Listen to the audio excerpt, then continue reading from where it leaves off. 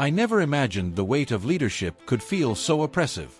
In the dimness of the pre-dawn hours, as the aurora of harmony lay anchored in the secret ports of the capital, a chill ran through me, not merely from the cold marble walls, but from the unsettling whisper that haunted the corridors of power.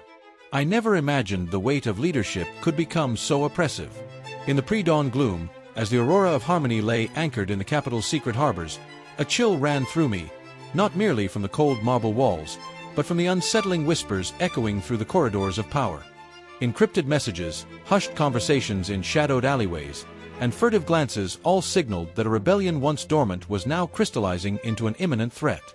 I, Kaelion Varyn, now both recognized and feared, watched the shadows of insurrection grow, fueled by the distrust and envy of those who had long scorned my origins.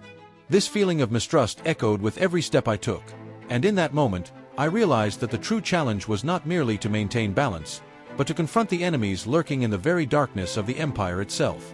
As I stepped out of the palace's marble halls, I felt the weight of the silent crowd, each person seeming to judge my every move. In the stifling heat of the corridors, as I passed faces I'd known since my earliest days on the battlefield, I watched the intrigues multiply before my eyes. It was as if every shadow harbored an ancient grudge, and every glance carried a silent accusation that my success was nothing more than a miscalculation. I was approached by an old advisor, a man with a hoarse voice and eyes that seemed to bear the scars of countless betrayals. "Kaelion," he said in a tone that blended admonition with pity, "the Empire is stirring. Those who have long lived in the margins of your light now seek to extinguish your brilliance. Rebellion grows in the shadows of these halls, and your enemies will spare no effort to see you fall." As I listened to his words, I felt an inner fury entwined with the inevitability of fate. I knew that my rise, even though earned by merit, stoked the envy of nobles who had long depended on lineage and privilege. My heart pounded with the realization that the rebellion was not only external, it also dwelled in the recesses of my own soul. Every memory of the trenches, every strike I had delivered, reminded me that the price of power would always be steep. Determined not to let betrayal by hidden enemies consume everything I had achieved, I gathered my most loyal allies. Among them was Leora, whose intelligence and sensitivity to mystical energies proved indispensable, and Eric, a warrior whose loyalty and pragmatism served as an anchor amid the storm. In a secret meeting, hidden from curious eyes, we discussed the first signs of the rebellion. "Intelligence from our hidden channels indicates a faction organized among the most discontented vassals," Leora said in a low, steady voice. "They call us traitors for refusing to bow to the dictates of bloodline," Eric added, his gaze sweeping over the tense faces around us. "But that is precisely their weakness. They fail to understand that true power comes from mastering the void, transforming one's own pain into strength." I stared intently at the holographic projections outlining maps and insurgent routes, feeling that my fate was irrevocably bound to this internal battle.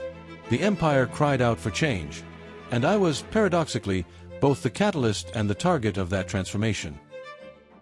Quick tip to level up your experience. Read Manhwas and light novels for free. Listen to epic audiobooks. Watch unlimited anime. Play cloud games with no console. And stream the best anime soundtracks. Check the description now and grab your free trials. I knew we had to act swiftly. I gathered my team in a discreet meeting room deep within the palace's underground chambers, where confidentiality was assured. The air was cold, lit only by dim lights that cast dancing shadows across the stone walls. Around a sturdy table strewn with documents and holographic devices, we began to outline our plans to expose and neutralize the rebel faction. As I listened closely to the informant's reports, I felt the tension mount with each new lead.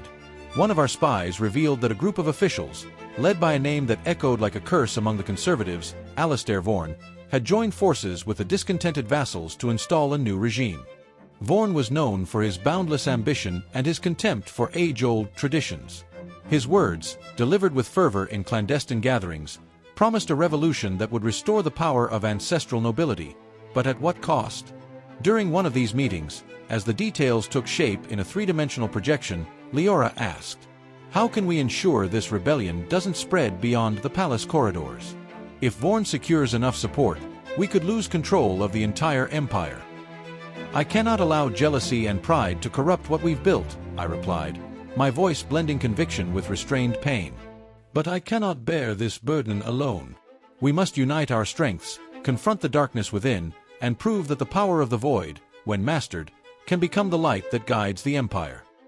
As the meeting progressed, heated debates arose over containment and neutralization strategies.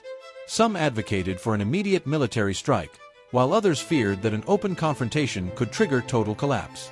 Torn between the urgency of the situation and the need for caution, I proposed a hybrid approach. I would infiltrate Varyn's inner circles myself, uncover his vulnerabilities, and then strike with surgical precision.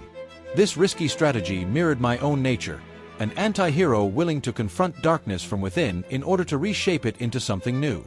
The tension reached its peak on a rainy night, when I was informed that a clandestine meeting of rebels would be held in one of the palace's least guarded chambers. Dressed in inconspicuous clothes and moving with the caution of a lone wolf, I slipped into the narrow corridor leading to the meeting room. Rain pounded against the stained glass windows, blending with the muffled whispers of conspiracy that echoed through the halls. As I entered the room, I realized I was not alone. Unfamiliar faces cloaked in hoods formed a circle around a holographic map displaying the Empire's strategic points. Among them, the imposing figure of Alistair Varyn stood out, his eyes gleaming with ambition and rancor. My heart pounded, every fiber of my being screaming for action. I knew this was my chance to uncover the plans of those who sought to overthrow the order I had fought so hard to establish. With silent steps, I moved closer to the group, staying hidden in the shadows as I listened to their heated conversation. "The hour of revolution is near," Varyn declared in a deep, resonant voice. "With the Vassals' Alliance, we will reclaim what is rightfully ours. Kaelion Varyn, the bastard, does not deserve to rule this empire." The restrained anger within me boiled over in that moment. The accusation that I did not belong to power, that my rise was the result of chance rather than merit, rang out like an insult. Yet I remained calm. I knew the true challenge lay in uncovering the secrets behind their scheme. I decided to act. In an instant, I interrupted the meeting with a firm voice that cut through the air like a blade. "If you dare to conspire against the order, know that I will not allow chaos to spread." Silence descended, and confrontation became inevitable. An intense battle erupted in the chamber, each strike and dodge punctuated by the clash between the conspirators' fury and my resolve to protect what I believed in. I moved with a blend of technique and instinct, as shouts and the ringing of metal filled the air. Amid the chaos, I saw the faces of the traitors, surprise and fear etched in their features, and felt the weight of my own guilt, not for my origins, but for the responsibility of wielding the power of the void that so many sought to destroy. At a crucial moment, I found myself surrounded by two of the rebellion's leaders. Their blades gleamed threateningly, but drawing on the power coursing through me, I unleashed a wave of energy that drove them back into the shadows. Each impact reverberated not only through the physical space but also through my soul, as the battle became a frenzied dance between the light of hope and the darkness of betrayal. As I gathered the documents and evidence of the rebellion I had inadvertently uncovered, I was surrounded by loyal officers, and among them Celine, her expression a blend of relief and sorrow. "Kaelion," she said, her voice trembling, "your courage saved the Empire today, but I see in your eyes the weight of loss and sacrifice." I simply nodded, unable to find words that matched what I felt. The confrontation had left its mark, not only on my body, but deep within my soul.